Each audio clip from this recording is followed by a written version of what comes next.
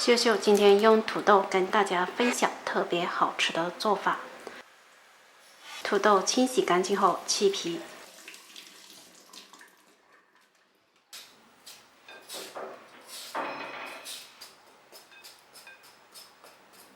将土豆切成薄片，尽量薄一些，这样比较容易蒸熟。切好装盘，冷水上锅，盖上盖子，大火煮开后转中小火将土豆蒸熟。整只像这样用筷子能够轻松戳烂就可以了。倒入大碗中，加1小碗芝士碎，2汤匙白糖，将它捣成土豆泥。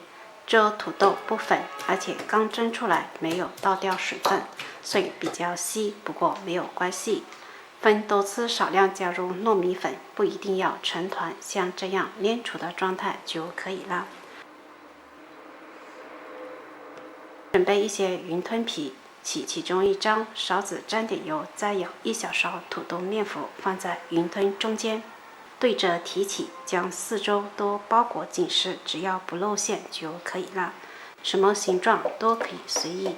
锅中多来点油，油温5成热，下入土豆云吞，中小火慢炸，炸至定型后再慢慢翻动，让其酥肉均匀，不会散开。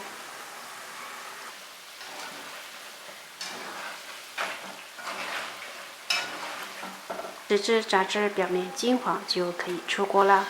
我们的土豆芝士云吞就做好了，超级香，吃的时候沾点炼奶非常不错，外脆里糯，不会太甜，也不会腻口，芝士香特别浓。